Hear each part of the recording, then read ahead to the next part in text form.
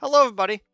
We're starting a new podcast series while I wait for uh, Jay to be back and available to do our comic podcast. I have decided to resurrect my One Piece podcast, kind of.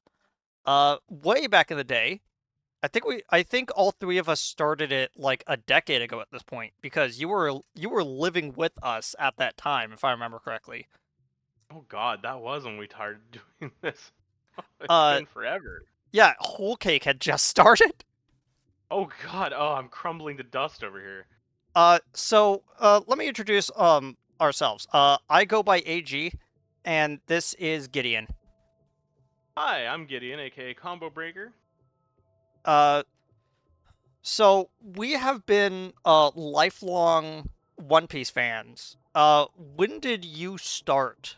Uh, to like get everyone caught back up because I think we talked about this in episode one of the original series, but like who's gonna go back to like a video like a decade ago with incredibly bad audio, you know? I started, well, I became aware of One Piece when I would stay up at night and watch reruns of it on Toonami. And I started reading the manga in middle school, and from that moment on, I really never stopped. I started rewatching the anime. I want to say circa 2014 when I was getting caught up. I had been caught up in the manga, but I started watching the anime just to pad time, and it really, yeah, it's been going on since then. So I would say, tentatively, I have been reading and watching One Piece for roughly 22 years. But what arc did you like accidentally stumble upon first? Baratier. Same here. The first episode I watched was Luffy versus Don Krieg. Okay, so the first not episode, the first manga chapter, because I first encountered the manga first, was when me and Jay picked up a copy of Monthly Shonen Jump when it was coming to America, because for some reason they were selling at a Scholastic Book Fair. Not sure why they would give specifically. This is the issue of Monthly Shonen Jump in which they first showed Ease. If you don't know, like half naked woman for like half of that because she is an underwear model, and the main character falls in love with her. It is a very interesting romance series overall, but that first chapter to randomly be at the beginning of that, let's just say that those pages got ripped out like very quickly. Uh, uh, but it was around that time that I first started reading One Piece because I believe we originally got it for Naruto or Bleach. I can't remember which one. And I started reading the One Piece that was in it, and it was the sequence in which Sanji says goodbye to Zeph. So it's everyone trying to soup and then him leaving, uh, leaving the Baratier. You know, it's like it's a really interesting place to start One Piece, but I was like hooked like immediately because like it was really emotional, you know? I Like had no I I had no context, but it was such a good emotional scene. I was like, "Oh, I need to know what this is." And so I'm like, "Oh yeah, One Piece. That's the show that like airs in the morning. Let's watch that." And I stumbled across the Four Kids I dub of Arlong Park, and yeah, I'm like, I "What is this?" when watched the Baratier, when I watched the Luffy versus Don Krieg fight, while I really appreciated the cinematography that went into the battle, the way it was showing Luffy stretching while fighting a man who could just slam two shields together and make a polearm for some reason. The thing that got to me was this almost liveliness to the world. Like while they were fighting, people weren't stopping and staring. It was not a spectator sport. You had the members of Baratier piloting the weird fish sub from the front. You had the chefs out trying to stop what was left of the Don Krieg Armada. It was an actual battle going on. You weren't but we were just focusing on one battle within it, but it was an actual conflict. Yeah, I always felt like one of tangential, but like one of the reasons why I eventually dropped off of One Piece and Bleach is that it always made the main character not feel like the most important thing in that universe.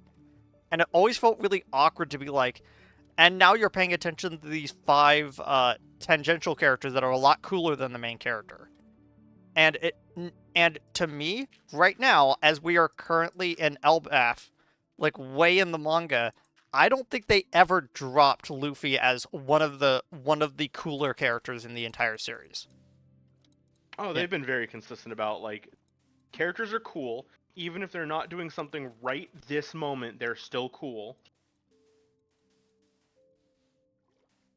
Yeah, it's like there's a reason why even to this day, whenever Shanks shows up, people like stop and go and like lean forward, going, "Okay, what's going on?"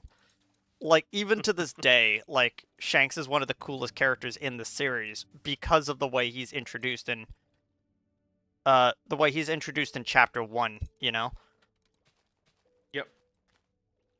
Speaking of which, so this series as a reboot of what we're doing is we're going to be talking about One Piece by getting caught back up using the live action version. And some people are going to would be like, "Why?" And I think the best way to kind of describe it is that the reason I wanted to talk about it is so that we can also talk about a lot of how things get adapted. Because our original series was mostly focused on the anime as a whole, which is why we also did a lot of the filler stuff as well. But as time has gone on, I've actually like not as much liked the anime adaptation.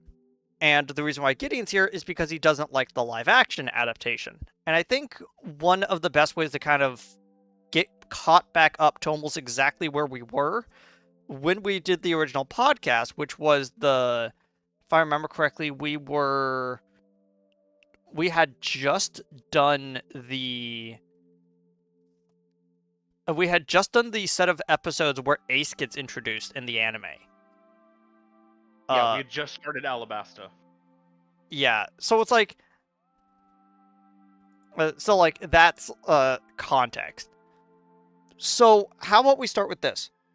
Let's start by summarizing live action One Piece. So Gideon, would you like to summarize in your perspective what goes on in episode 1 of live action One Piece, which is the Romance Dawn arc of the anime and manga?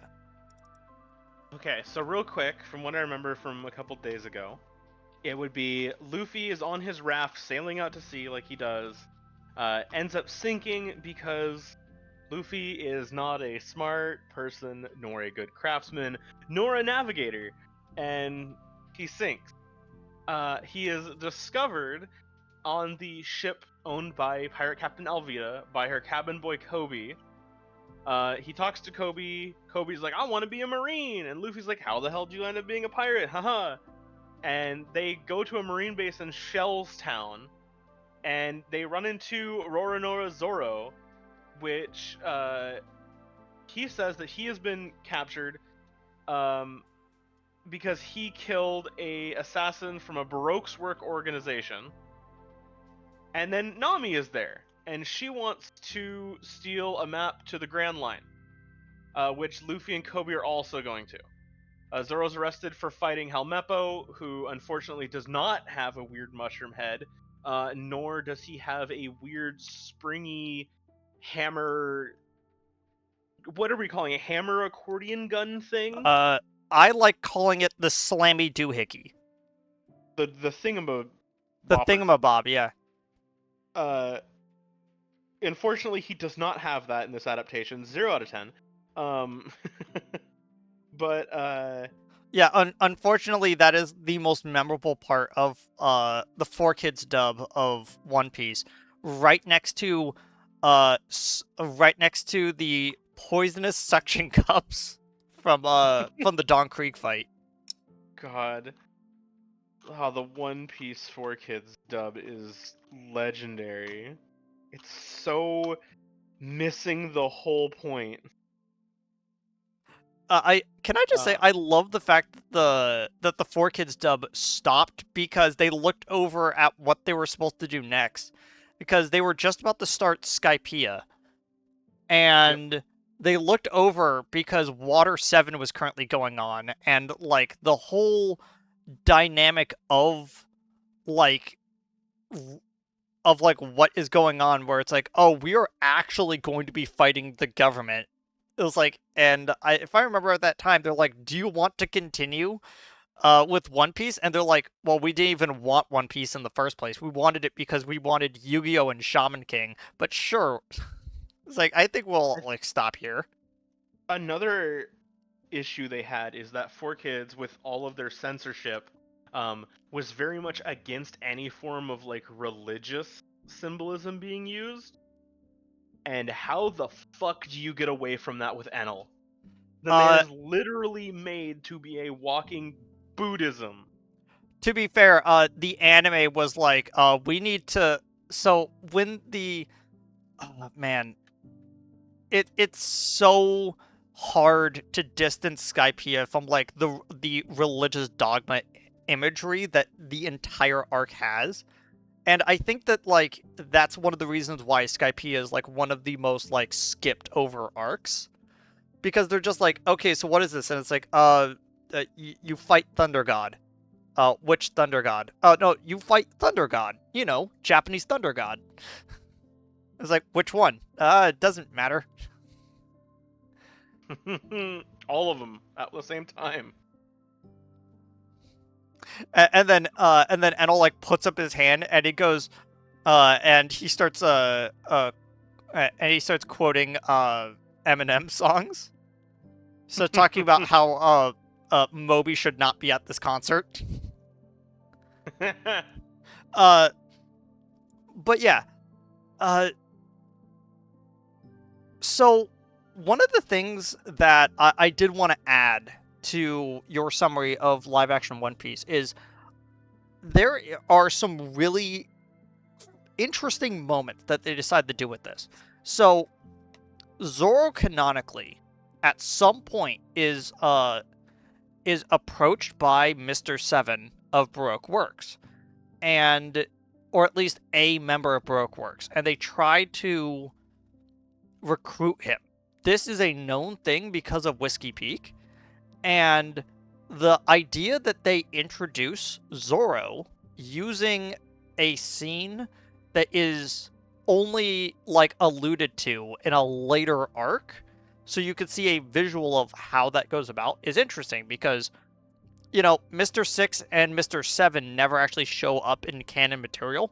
I don't think we even really got a sketch for Mr. 6 and uh Miss Mother's Day, but we did get a weird version of Mr. 7 and Miss Father's Day in a filler arc at some point, and then Oda gave his own drawings for them later on, if I remember correctly.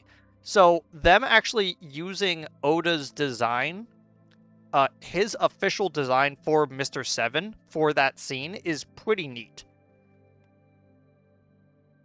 You know? So Yes. it's like that at least is attention to detail that is like, okay, so you actually did try to emulate this character properly. Um, the one thing I would say is that I really do think that episode 1 is on one of the weaker sides of the entire series. Now that I've actually sat down and watched all of season 2, I would say that probably the first 4 episodes are on the weaker end of of live action One Piece as a whole, and it slowly gets better and better as like the entire series goes on. But there is one very interesting thing that shows up in live action One Piece. Would you like to talk about that? Yes, I would actually. Uh, What would you like to specifically focus on with that? so the intro to One Piece for like the first what is it, like 90 or so episodes, actually up until the break between seasons 1 and season 2 of live action One Piece, now that I think about it. I think actually like the end of Drum Island is also when intro 3 started as well, which is kind of funny now that I think about it. uh Yeah, because they kept having to add characters. uh, Chopper is doctoring. uh um so the first intro we are of One Piece as an anime continuously shows a little bit of a monologue, which is Gold Roger was the king of the pirates. Upon his execution, he said, "If you are looking for my treasure, it is out there. Go find it." And everyone knows what he's talking about because he became king of the pirates because he found the One Piece. What is the One Piece? We don't even know. Over like 30 12,000, years later. 1,200 chapters later, we still don't even know what the vague shape of it is. You know, We don't even know if it has a shape, if it even is a thing. again, it I could mean, just be Oda a said bottle of before. sake that that is supposed to be like synonymous of something, and they just have to wait for it to like reach a correct vintage for it to work properly or something. We don't I know. mean, Oda said before that There is a reward. It's the not just the yeah, power of friendship. yeah, he said it is a physical object. We just don't know what that is. I still think that it would that it would be a really powerful image for a two-page spread of Blackbeard and Luffy starting their final fight to each other, in which one of them dies right there, is on top of a massive pile of gold that is shifting around and like being able to like moving like it's a giant sand dune, and all of the pirate crews basically fighting on top of this massive treasure pile.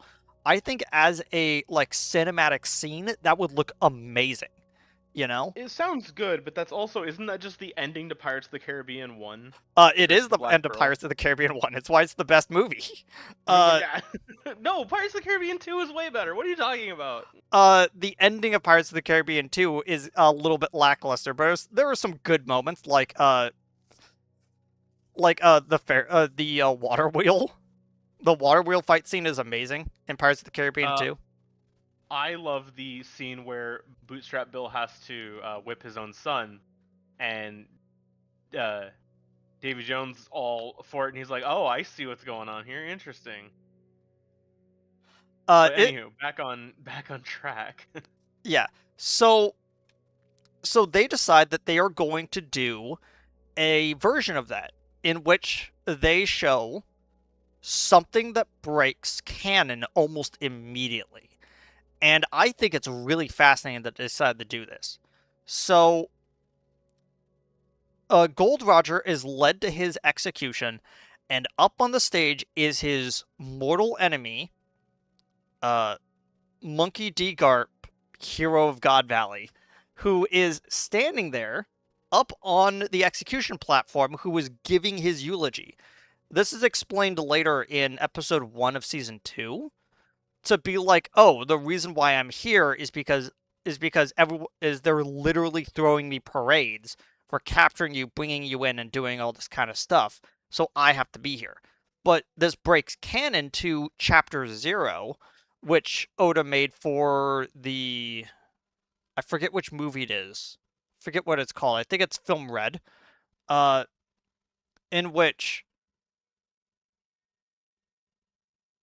in which in Chapter Zero, it's shown that the reason why Garp isn't at the execution is because he is too busy being at Marineford fighting off a old member of the Rocks Pirates who wanted to come and break Roger out. So him and Sengoku were standing there, and it's kind of a weird change up because uh chapter 0 has dubious canon already, but we know that all of these scenes happen.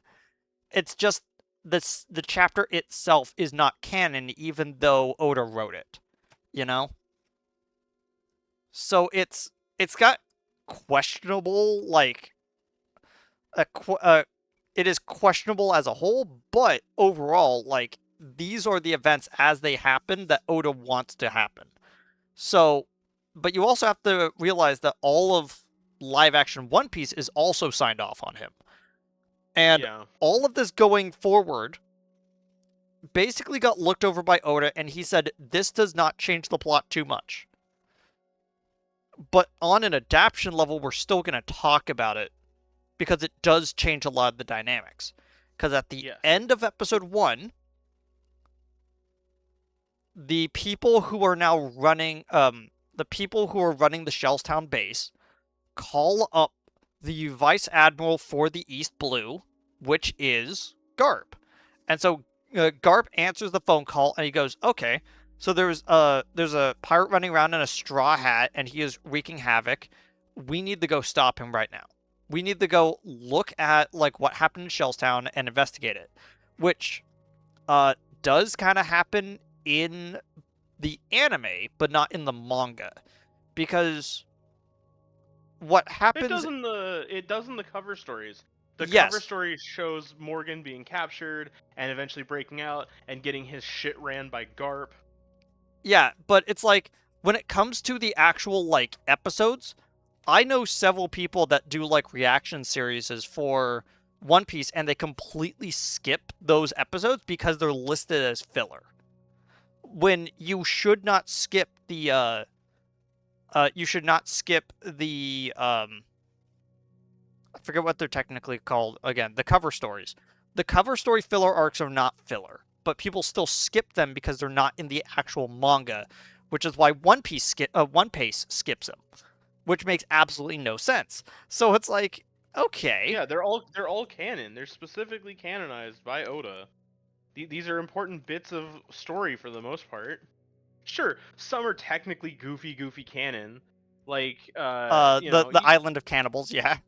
yeah, like or the image a couple what was it, a couple God, I want to say a couple years ago now, of Kuro and his cats. That doesn't really add anything. It shows he's still around. But that's about it. Yeah, it's like it's so hard for people when it comes to canonicity to like draw the line a lot of the times because a lot of people go like it doesn't matter if G7 is written by Oda, it's filler so I skip it. Or it doesn't matter that Oda wanted this scene into this episode of filler talking about the rogue poneglyphs before they actually reach Alubarna. We're going to skip it anyway because it's listed as filler. And it's like, it doesn't matter. It's filler. And so people skip it. And so it's like, so there is like two levels of like people missing context on both sides. Because I know some people that don't actually read the cover stories as well. So, but how about we now move it? Um, Before we move on the live action One Piece version, we're gonna do a little bit that we're gonna start on. We're gonna start for each of these. So I want you to say what your who do you think gave the best and worst performances of this episode, and what is your favorite and least favorite scene of this episode? I would say the person who gave the best performance is the actor who played Morgan, because holy fuck, that was perfection. That is exactly the kind of ruthless, insane to the fucking core mad dog energy that Captain Axehand Morgan needed to have. Um, I'm gonna state this right now.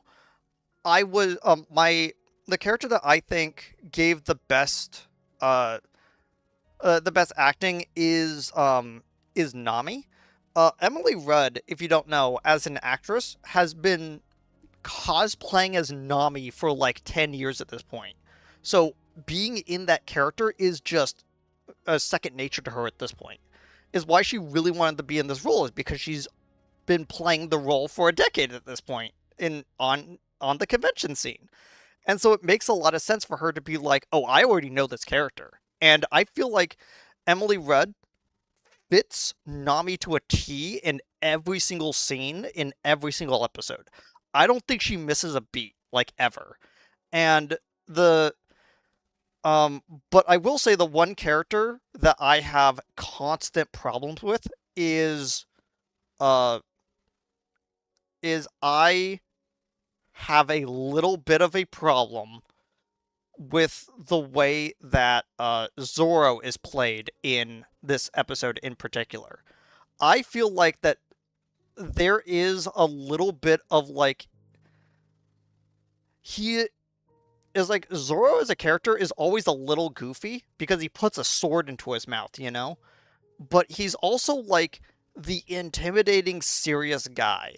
And I feel like the icy stoic nature that that McKenyu, Zoro's actor, gives off is just not there in this episode. And you could definitely tell that a lot of that this episode was hit the hardest with the because there was a strike going on while a lot of these episodes were being edited, and you can tell that like this episode was one of the hardest hit with like Nami's fight scenes being completely removed and a few other things. And I feel like that uh Zoro's takes were just not on the par that I would want for this episode, you know? Yeah, I have to agree. I would say the least I would say not just for this episode, but one of my least favorite bits of the adaptation is how they made Zoro. He's not as stupid as he needs to be funny for the funny moments, and he's not as terrifying as he needs to deserve the title of demon that he gets in both the manga and anime. In he's too much more in this middle of the road, really good swordsman and sort of an idiot. He's not bumbling buffoon that doesn't know anything except sword fighting, and like that's his whole thing. Yeah, and again, like McKenyu as an actor, like if you don't know, he plays either the main character or one of the main characters of the Rurouni Kenshin movies, like in Japanese. And so he knows swordsmanship. His dad is Hattori Hanzo. It was like he is really good at like using swords and like doing everything that is needed to for the actual sword play, but the actual character of Zoro is just not there in the early parts of the series, which is fine because I don't think Zoro is that much of a character in the early parts of One Piece either. So I feel like that like he gets slightly better as the series goes on, but he's just not fully there yet. Uh, but yeah. So what was your favorite scene in this episode? Oh man. I don't know if I can really name any. Well, I'm Uh, not a big fan of a lot of the stuff. I will say consistently it's been good. uh, Here, let me say my first let me see my favorite moment first. I We're not going to talk about any of the flashback moments because we're going to lump that into the next episode, since that's when canonically in the anime they talk about his flashbacks. Yeah. So they talk about like the actual chapter called Romance Dawn, which is chapter 1 of the manga, is episode 4 of the anime. So we're going to wait for that to talk about that. But excluding that, I think that like one of the best scenes is when uh is is when Nami is infiltrating the base, and she is wearing a she is wearing a guy's outfit to sneak in, and she had just dispatched like the two guys that are in the map room.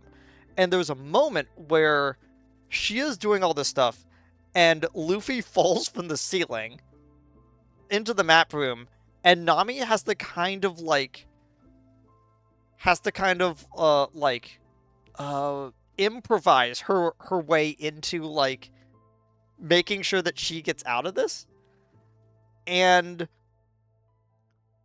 uh Luffy instantly picks up onto it, and they're basically like dragging this conversation down the hallway until they like run into Morgan. And my favorite scene is where Nami is staring up at this intimidating guy, and she completely coldly says, "Oh, don't worry. I transferred from this other like branch to come to you because I thought you were really cool." And is like, oh, "Okay." And it's like, and he walks off, and Nami has already pickpocketed his keys. And Luffy's just sitting there like, "Oh, that's really cool." And Nami basically goes, "I'm not going to be on your crew because I just detest pirates as a whole." And Luffy just goes, "Well, you just don't know me yet." And I like how there is so much of Nami and Luffy's characters in that back and forth going down that hallway through that like whole sequence that I really enjoy. And it's when I like had a little bit of confidence with the adaptation as a whole that they are actually getting the characters right. Even though I have some there are some problems with Zoro's acting as a whole, I feel like that they're actually trying to get the characters correct at this point watching episode 1. And I agree. I agree. They're doing what they can with the characterization. My dislike of the live action is strictly pedantic in the nature of I do not like the order they are doing things because I don't like the timeline they're setting up. Fair enough. What would you say is your least favorite scene then? God, least favorite scene. In a weird way, I'd have to say the scene where Zoro attacks Helmeppo because it was not as cathartic as I wanted it to be seeing that little shit get his shit ran. Yeah, there is something really funny about him having just like a normal haircut, and then it's like, "What are you gonna do to me? Oh, I'll do something worse to you." And then he comes back later, and he has the mushroom bowl haircut, and Luffy's I just mean, like, it's "What a the? good What do you do callback. to his hair?" It's a And it's good like, callback. It's just not what it's not impactful. It's played as a gaff in a place that it shouldn't be. it's also really awkward to be like, "Oh yeah, Helmeppo is sitting here dancing with Karina's sword, uh, while he's completely naked." And you're like, I don't need to know the context of the scene. Someone wrote this into this for like very much a I am being perverse with your sword that you have fond memories for. And the worst part is we don't even get that part because they cut out Zoro's backstory to do the full version of it later, which happens in the anime as well. Uh, and so the anime doesn't do the whole bit with his whole backstory right here because it's really awkward to put in his whole backstory as they're all staring each other down while he's tied up to the cross. So they do it in a later scene in Orangetown. And I Yeah, feel it's like seeing that Helmeppo scene, you don't understand the underlying context to the sword cuckoldry that happens in that scene uh, with the Zoro if you don't know his backstory. Which definitely feels like it was written by a fan that knows the context, but people that are coming into this plane without the actual like anime or manga references don't understand the concept of that scene. And it's why I also I agree that that's like one of the worst ones. I think this point is a good moment we should bring up the changes made to the live action that differentiate itself from the original. Sure. And Let's start talking about the anime then. Uh like from the beginning as well. to like kind of like show how that all matches up, you know? Because for the most part, the anime for quite a long time in One Piece is almost a one-for-one recreation. Like it follows the manga scarily accurate. Almost to a detriment at one point, but that's not for like a few episodes. Yeah, we'll bring that up. But both of those versus the live action, just there's a lot of issues that I have with it personally that prevent the live action from, to me, being a good place for people to watch. So, episode 1 of the anime is completely different than chapter 2 of the manga. So if I remember correctly, it's the Goat Island? The Goat Islands? I can't remember what it is, but there is a place where Alvida has an outpost on, and they recently raided a pirate ship, and they're bringing all the stuff into it. This is in the manga. And Yep. Kobe has this whole moment where he's like, "Oh, I found this barrel, like in all of our stuff," and we're just like putting it up. But we know from an earlier part in the manga that Luffy is inside of that. The Yep. anime, on the other side, is you see this like very luxurious like cruise liner in which Nami is hiding out on because she wants to steal a bunch of the stuff onto it, get into a lifeboat, and then sail off. But she's interrupted by doing that when Alvida attacks the ship. At the same time, a random barrel comes up, and there's a lot of time just focused on the barrel. And if you have no idea what's going on, you have no idea why they're focusing on the barrel until Luffy jumps out of it. At that point, it's the same sort of thing, but one of them takes place on a ship and one takes place on land. And I feel like the manga is weird. The manga is weird looking at that because I never remember it's on an island. And even in the live action version, they're like, no, no, no, we're going to do the scene where Alvida captures a ship to show her brutality. She uses her mace to like completely cave in a guy's head, forces like a Kobe to clean it up. And then they do the scene where like the barrel opens up and he has and Kobe has this conversation with Luffy about what they want to do in life, in which Kobe admits that he wants to be a Marine. And that's all done in like a short amount of time in the live action, which is all of episode 1 of the anime, which is all of chapter 2 of the manga. And every and all things said and done, I think that they adapt that sequence to the anime relatively correctly. But the thing is that like if you're looking at the manga, going back into the manga, you're like, wait, why are they like on an island? And even like rereading the manga, I completely forgot that they bring up Zoro as being in the area. I thought that that was like a whole thing where it's like, oh, they just come to Shellstown and they find out about Zoro and that they're like, okay, we're gonna recruit you. But in every single version, Alvida brings up Zoro as someone who wants to take her out, even though she's not actually that big of a name of a pirate, all things considered. You know? Yeah, but that just really points to her narcissistic personality. It's a good layering on of the fact that she, through threat of death or worse, requires everyone to kowtow to her and her whims and constantly feed her undeserved compliments. I do like the part of the live action One Piece where like as Alvida is like turning around to fully show off the actress that's playing her, you can see right behind her she's fixing her hair in a mirror that she just has one of her guys just carry around all the time, and I'm like, that's hilarious. Yeah, no, that's good.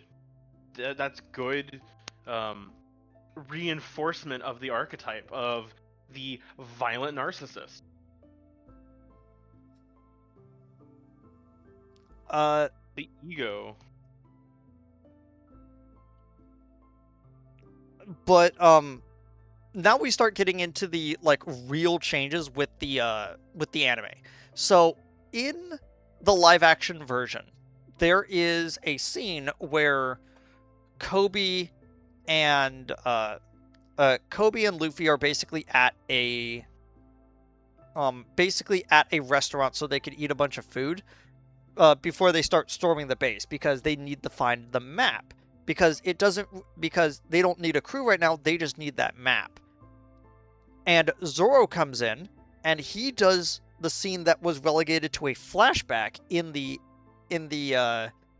anime and a single like panel in the manga where he's sitting there and he comes in and he sees a young girl being harassed by Helmeppo and his guys, and he steps in and they fuse together the scene of him eating the like sugary rice ball uh that happens that young girl is like trying to like sneak into him. I feel like removing that scene of her using a ladder to get over the wall to feed him a rice bowl changes up a little bit of the dynamic of him being out there for several days just like hungry and thirsty, but he's still like able to put up a really good fight no matter what. That sort of changes like the dynamic of him being the scary demon that can't be stopped, you know? But Yep, it's another on my list of changes to live action I don't like. I again, it's like a lot of weird scenes that kind of make Zoro a bit neutered of a character, and it's weird that they keep doing this in season 1. But uh I will say that like because the thing is that Nami is not introduced in the manga until they run into her in Orange Town. In the anime, because if you didn't know, around this time they had just done the Fishman Island arc in the manga. They had just finished that up when the anime started airing. So they wanted to give Nami more of a presence in the anime. And so in episode 1, she's on the cruise ship like sneaking around. And you mean Arlong Park, not Fishman Island. Fishman Island Oh, didn't sorry, yeah, I meant come out Arlong until like Park. 2010, I want to say. What? Oh, Fishman Island didn't happen until 2010. Arlong Park was in the beginning. yes, that's what I meant. And then in like episodes like 2 and 3, she's sneaking around the base to find that map that they're talking about, and it's found out that it's stolen by Buggy, which is true. This stuff happened, but it's more of a like soft introduction to Nami as a character in the anime, so you get more used to her presence to give her more of like a connection to the audience almost. Because the only real thing that like she does that interferes with the main characters is that she's trying to get away at the same time they do. And so both of their boats kind of like land in the water around the same time, so there's like a passing glance as they like both try to escape. But it's not really too much of that. In the manga, she's not even there. So, Yeah, no. In but in the manga, she's not there until chapter 8. She's not there until after the Axe Hand Morgan has already wrapped up. We're past that beginning arc. yeah. Um I feel like that the live action adapting this even further to include Nami in their sort of like not quite a crew yet at this early point is a neat sort of way to do the anime soft introduction as a hard introduction. And it gives her more time to kind of like have this sort of like character dynamic with both Luffy and Zoro earlier on, so she doesn't just show up in Orange Town and then she's like with them, you know? And it feels a little bit weirder that they're like that they kind of just like jigsaw together like, well, that's not the correct way to say it, but like um having Nami sort of like suddenly show up and then like, oh yeah, you could come with us, even though you did all this stuff to like try to get away from us. Like, yeah, you could follow. And Yeah, I don't know. I feel like it's a better introduction to Nami than in the anime, but I could understand people not liking it. I just don't like how they introduced her in the live action because I don't like the motivation. Luffy and Kobe were not looking for a map to the Grand Line. The Grand Line was not to be brought up for like dozens and dozens of chapters at this point Yeah, as like a major thing. It wasn't like you're not supposed to know about the Grand Line really until Baratier, and even then it was spoken in hushed whispers and horror stories. yeah, like it's like Kobe and Luffy are supposed to be at Shellstown for because that's the closest Navy base, so that Kobe can become a Marine. That's it. Then they stumble onto Zoro already captured, decide to free him, and Luffy's like, "I'm gonna have this guy as my crew." yeah, it's And always Nami's not supposed to be involved at all. but there's also a continuity error in the anime and the manga that is this weird plot hole. Okay, so in the manga, it's stated that he has been there for a week, and somehow Alvida and Kobe both know that Zoro has been locked up in Shellstown. Somehow, some way, they already know this. In the anime, they change it to I only have a week left of my 1 month sentence sitting here, which then makes it even weirder that is like, how have you gone this long without food and water then? Because like the human body would break down after like 3 days without any form of like liquid sustenance. And so it's like, dude, like there is no way you're still alive. Uh then again, you say that a lot about Zoro throughout the series, so who knows, maybe. Yeah, I mean, has there been a single arc that's gone by where he hasn't gained a wound that should, for all intents and purposes, have been a like a career ender, not alone an early disconnection from God's Minecraft server? Yeah, so it's like him having like heat stroke and delusions after like 1 day in the live action make logical physical sense, but the mythology around Zoro isn't as intact as, oh, it's been 9 days and all I've had to eat is like one sugary rice ball, and that was enough for me to like take on the entire group of Marines. To be fair, this is also a world in which there are just supernatural beings and creatures. I think it's almost relatively unfair to assume normal human biology when we've seen what normal humans with a little bit of training and no devil fruit can do. Like look at Kobe in the later on. No no no devil fruit, just hockey, and he's already on like cipher pole level movement and strength from training with Garp, and it's been maybe 2.5 years since that training started. No, these are Unironically, I not want I normal want to see people. live action Kobe do the a warship punching bag scene where he's hitting the ship so hard it's making ripples along the metal. I really want that scene to happen in live action at some point, because man, that would be really cool. Like Yeah. both lore wise and story wise with Kobe.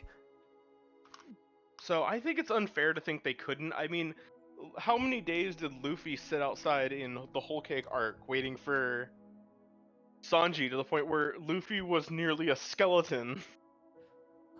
Honestly, I think that was like only like 3 hours without his food. Um, You know what? That's fair. I still feel bad about the whole cake bento box. Every single time I think about that, I just go, man, that's sad. That looks good. Uh, okay, so I'm gonna state this. I think we should go in reverse order. What is your rating for what is your rating for the manga of Romance Dawn? For anyone that doesn't know how my rating system work, I have a 5 point scale, which is most things on average is a silver. Like about 50% of everything that exists is about like a silver. Things that are that are good, like the upper 25% are gold and the lower 25% are bronze. Uh, and then on top of that, the most exceptional thing in a set is considered the platinum, which is the end cap of the gold, and the worst thing of the bronze is the stone, which is the other end cap. So from this, gold, silver, bronze, how do you rate the manga of Romance Dawn as a whole? I would say, for being admittedly a really good exposition set for these first couple chapters, really fleshing out these characters in a little bit, just enough to get you sort of enthused, I would say the first 4 chapters, or I guess 3 or 4, depending on where you really cut off the end of the Morgan arc, um, I would give that a silver. It's a solid start. It's not doing anything crazy yet. It's giving you these teases and tastes. It's showing you, a little bit of Luffy's powers, a little bit of his thing of not being hurt by bullets. Um, it's giving you a little bit of backstory into, Luffy's view on things. He doesn't care the Navy's supposed to be his enemies. He just sees someone who needs help and helps them. Does the same thing for Zoro. We get to see a little bit of Zoro's personality. We get to see that he's, very honorable. He doesn't like to break promises, even at great harm to himself. He has a soft spot for kids. These are good little tidbits of personality that really meld together to make this solid foundation that One Piece springs from. And characterization is one of the things that I think everyone can just agree Oda just knocks out of the park. He knows how to write a character. Yeah, even like in this early stage, like I even though like Luffy has like weird line work and Zoro never takes the do-rag off until after he's like done fighting. Um and the sword in the mouth looks really goofy even till this day. Like even at this like early stage of One Piece, the character of Luffy and Zoro are hard set and they rarely ever deviate. I would say that like some character aspects are a bit weird, but not really that much changes for any of the 3 characters that are like main characters, you know? And that is uh Zoro, Luffy, and by extension Nami. Like they don't really change too much character-wise, like throughout the entire series. They're very No, and they consistent don't with that. they don't need to. Their growth that they get is authentic and organic. Either the stuff they've gone through or the stuff they learn. Because let's be real here, aside from Zoro, these are kids. These are kids out on the high seas. Luffy isn't an adult until the time skip. Yeah, he's like he left on his 16th birthday. So like the events of Alvida's pirate ship is like the week after. Yeah, this guy is barely a high schooler, and he's sitting here taking on some of the most fearsome pirates that the East Blue knows. I will say though that uh I as time has gone on, I have started to really hate Axehand Morgan, like writing wise as a villain. He is still to this day, though a lot of the villains in the East Blue are the weakest character writing for villains in the series. And it's fine because it's the beginning part. It's the first 100 chapters. Like Yeah. I do not expect Oda to like have like instant banger like villains like right at the beginning of the series. But Well, I I I think it also comes down to Oda doesn't like to write villains. He likes to write antagonists. He likes to write obstacles. He likes to write challenges. He doesn't like writing someone who is evil for the sake of being evil, and he tried it once with Morgan just to make an unrepentantly evil character that the audience could immediately latch onto as this motherfucker needs to get his shit ran, and even he didn't like it. even like characters like Don Krieg and Arlong have sides of them that are understandable to the audience as I know why you're doing this.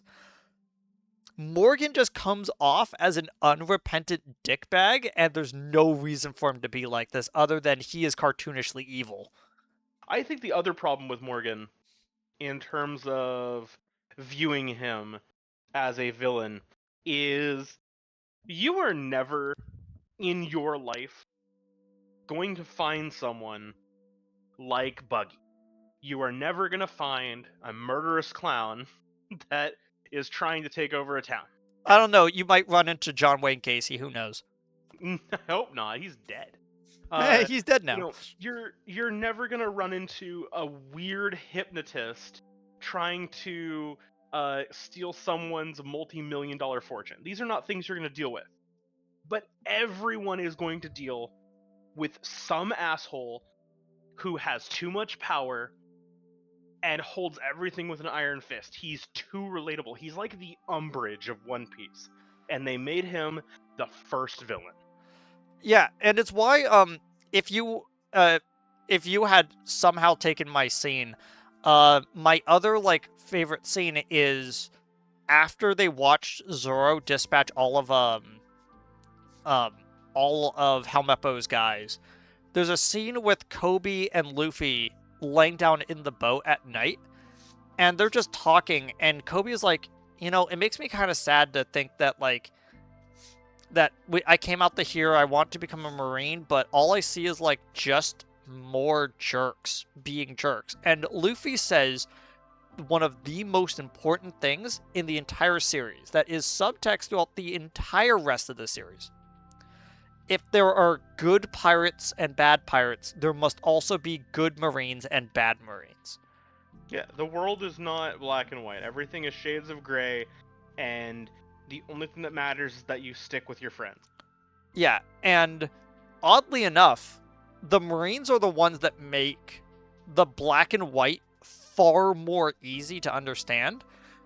But then later on, like in Jaya, you meet characters that are like these weird gray pockets that you're like, I'm not sure if this guy's a villain or not, even though I've Yeah, been explicitly told that he is. You know? And it's like, it's why I oddly like Jaya as an arc. Like Jaya is like one of my like personal favorite like mini arcs in the whole series just because of the interaction with Teach. And it's a neat scene.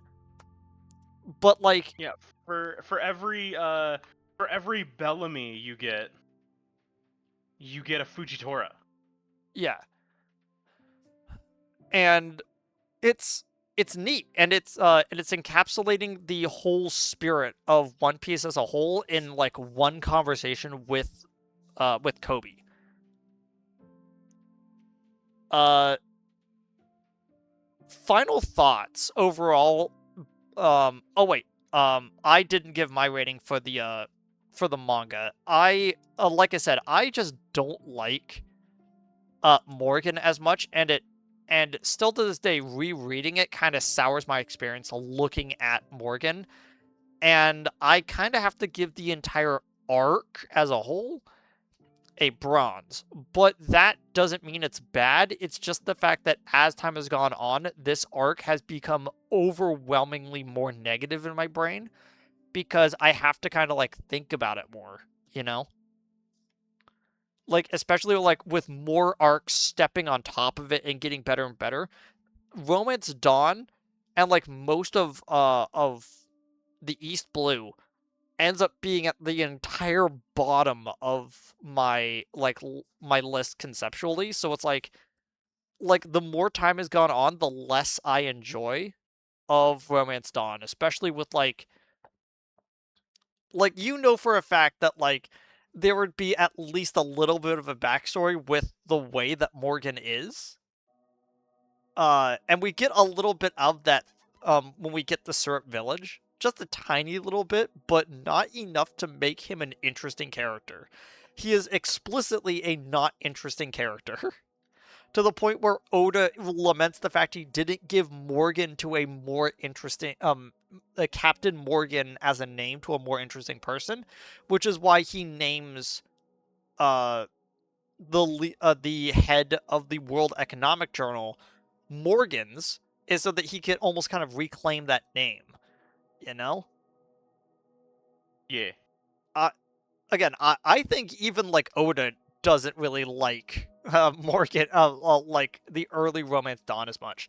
Yeah, no, he was definitely trying some stuff that he thought would be the more important world building setup points, but I think in trying to make sure he was hitting all the bullet points, he accidentally fell into a lot of tropisms and deeply regrets it. It's why everything afterwards has been such a wonderful flavor of relatable and nuance that God, it's such a good show. Now let's move on from just the manga to talking about the anime. Mm-hmm. Mm-hmm. So, where do you rate the anime of Romance Dawn?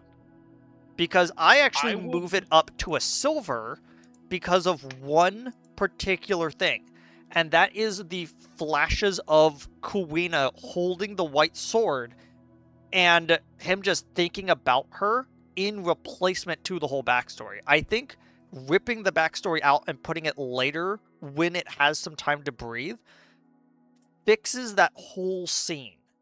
And I think that flash of inspiration to then go into Centauriu and like block all of the guys before he pledges his allegiance to Luffy makes that scene so much more impactful, especially on reread, you know? It's why I move the anime up to silver is because of that slight edit.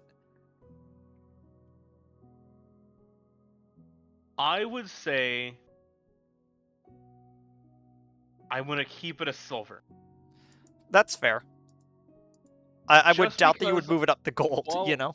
while I like some of the changes, I appreciate the effort of making Nami more relevant because, you know, people don't want to wait maybe 4 episodes to see her. Um, it still hits so much of the same beats and in such of the same good way for me. I'm gonna keep it at a silver. I think it's a strong foundation to build off from. It's showing everything that it needs to show and then a little bit more because you got to entertain. And it's not overstaying its welcome. It's not overplaying its hand in terms of trying to cram everything in. It knows what it's trying to portray and it's doing it correctly. Okay. So now we start getting into what we're actually going to rate the live action One Piece. So I actually have on my on my little notes that I accidentally flashed onto the screen earlier, but like on my notes, I actually have the IMDb rating for the the live action One Piece episodes as of IMDb as of the release of season 2.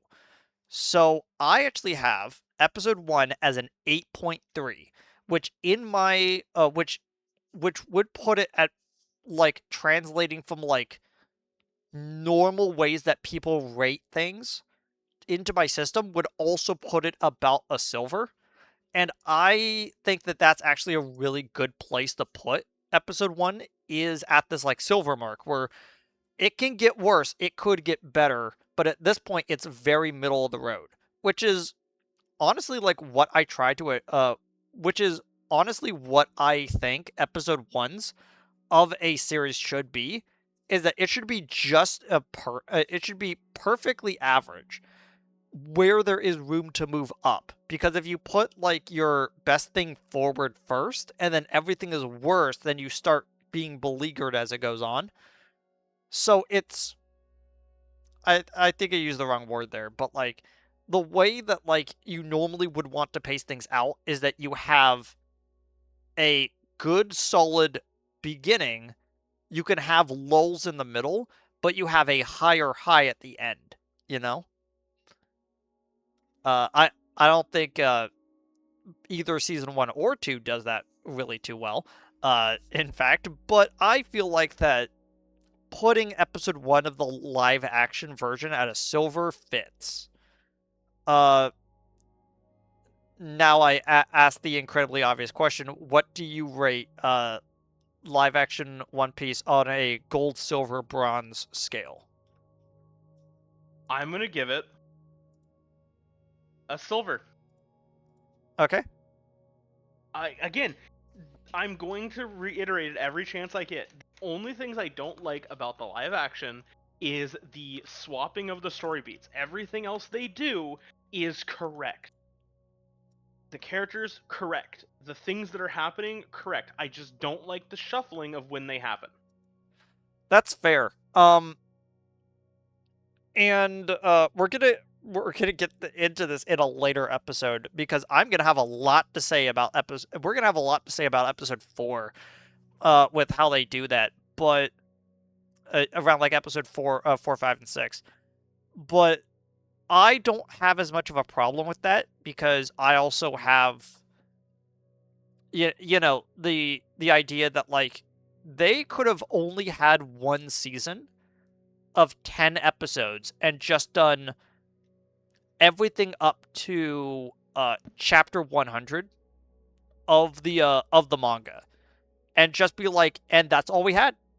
Unfortunately, we don't have any money, we can't go any further, but we ended on the strong note of him declaring that he is the king of the pirates, lightning clash, uh a vow with a foot on the barrel, and then that's the end of the series.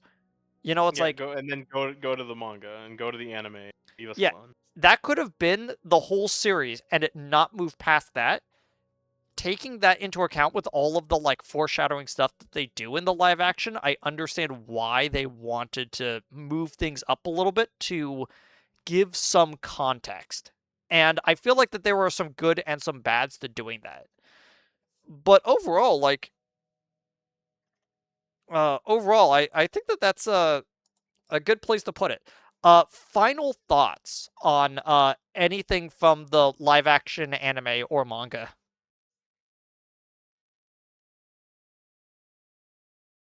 I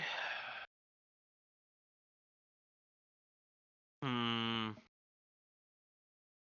These are the tough questions, aren't they?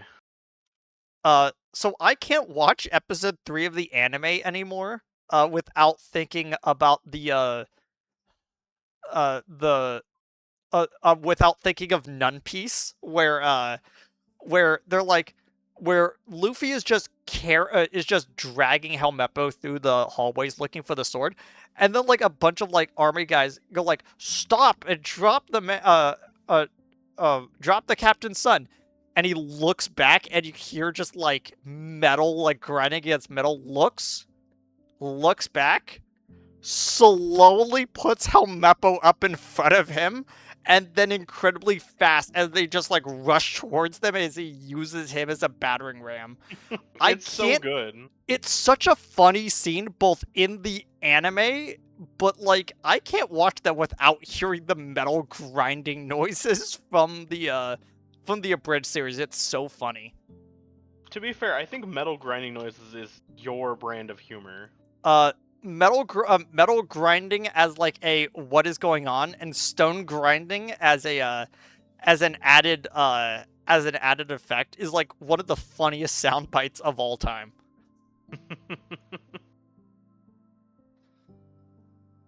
um oh, one other thing. um I uh another thing I wanted to put in is I I am I am glad that they decided to put the scene from episode 4 a little bit further up as like Nami's first scene where she like steals the boat from the Bucky pirates. I do kind of like how they keep the character like designs consistent as to, oh no, those are the three guys from the episode. That's what they were dressed in. But I also kind of like the fact that instead they decided to give Nami her beta design from like when she was originally going to be a cyborg with an axe. And I'm like, oh, you gave her the like two different tone of socks and the leather pants. Like, neat.